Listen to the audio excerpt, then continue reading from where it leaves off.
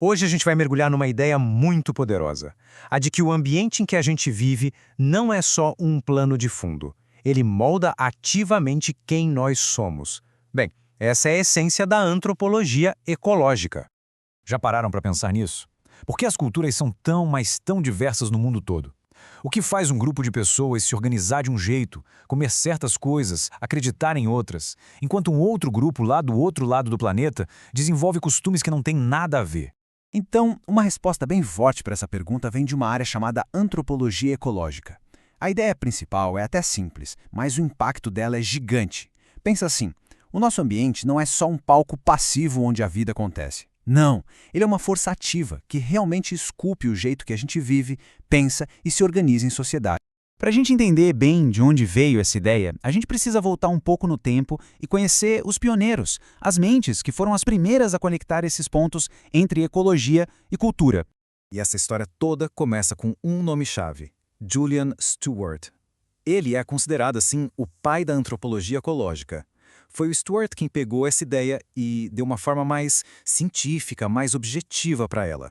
A grande virada de chave que o Stewart propôs foi a seguinte: antes dele, o pessoal via o ambiente mais como um fator limitante, sabe? Algo que dizia o que uma cultura não podia fazer ou ser. Mas aí o Stewart chegou e disse: opa, peraí. Ele argumentou que o ambiente não só limita, mas ele também estimula a mudança. Ele dá um empurrãozinho. É uma relação de mão dupla, entende? Ele batizou o método dele de ecologia cultural.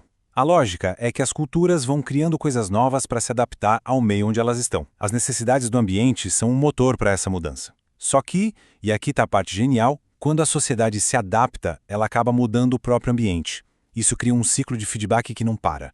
É um sistema super dinâmico. E aí, na mesma época do Stewart, tinha outro cara importante, o Leslie White, que trouxe uma variável nova e bem interessante para essa equação: a energia.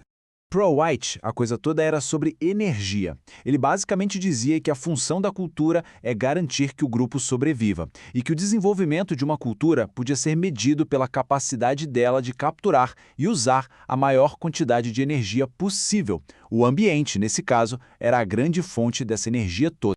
Tá, beleza. Muito legal na teoria, mas e na prática? Como é que essas ideias funcionam no mundo real? Bom, vamos ver agora a teoria em ação, olhando para a comida, para a energia e até para rituais. Foi aí que o antropólogo Marvin Harris pegou essa ideia de energia e aplicou na nossa necessidade mais fundamental de todas: a comida. Ele começou a enxergar a evolução humana pela lente de como a gente foi ficando cada vez melhor em obter energia dos alimentos. O Harris chegou a mapear essa evolução em estágios bem claros, sabe? Cada um mais eficiente que o anterior. Começou com a caça e a coleta, depois evoluiu para horticultura, aquela de corte e queima, daí veio a agricultura extensiva e, por fim, a indústria. Cada passo desses foi uma verdadeira revolução no jeito como a sociedade se organizava. Mas olha que interessante, a adaptação não se resume à tecnologia e comida. O Roy Rapaport encontrou a prova disso num lugar totalmente inesperado, no ritual religioso. Para entender essa história, a gente precisa viajar para Nova Guiné e conhecer um povo chamado Tsembaga Maring. O ritual mais importante deles escondia um verdadeiro segredo ecológico.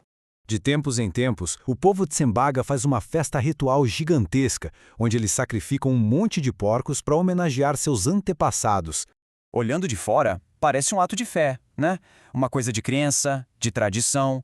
Mas e se por trás disso tivesse algo mais? E aqui vem o pulo do gato do Rapaport. Ele sacou que o ritual era, na verdade, um baita mecanismo ecológico. A festa servia para controlar a população de porcos, equilibrando o número de animais com que a floresta podia oferecer, sem esgotar os recursos. Ou seja, o ritual, que parecia só uma crença, na prática funcionava como um regulador do ecossistema. Genial, né? Mas essa história toda da antropologia ecológica tem uma reviravolta, uma origem meio inesperada que pouca gente conhece. É um capítulo quase esquecido da história. Pois é, porque apesar da maioria dos livros dizia que esse movimento nasceu oficialmente nos Estados Unidos, lá nos anos 60, as ideias principais talvez tenham surgido décadas antes, e pasmem, aqui do Brasil. Dá uma olhada nessa linha do tempo. Em 1937, muito antes do movimento pegar fogo, o sociólogo brasileiro Gilberto Freire publicou a obra Nordeste. Nela ele ligava diretamente a cultura do povo nordestino ao ambiente da cana-de-açúcar. Agora compara as datas. O trabalho fundamental do Stewart só saiu em 55, o estudo super famoso do Rappaport só em 68, o Freire estava muito à frente do tempo dele. Em outras palavras, o trabalho do Freire antecipou várias das ideias que se tornariam a base da antropologia ecológica, muito antes do nome sequer existir. É uma contribuição pioneira que com certeza merece ser mais reconhecida. Tá, uma história fascinante. Mas e daí? Por que tudo isso ainda é importante hoje em dia? Qual é a conexão com a nossa vida? O ponto crucial, a grande lição que fica é esta. A gente está num ciclo de feedback constante com o nosso ambiente. Nós não estamos separados dele. A gente faz parte de um único sistema, tudo interligado. É uma via de mão dupla, sabe? A cultura vai mudando para se adaptar ao ambiente e essas nossas adaptações acabam mudando o próprio ambiente em troca. É como uma dança sem fim entre a humanidade e o mundo ao nosso redor. E tudo isso deixa a gente com a pergunta bem atual. Hoje, no mundo de telas, de servidores, de inteligência artificial, qual é exatamente o nosso ambiente? E, talvez mais importante, de que maneira ele está nos mudando agora, nesse exato momento?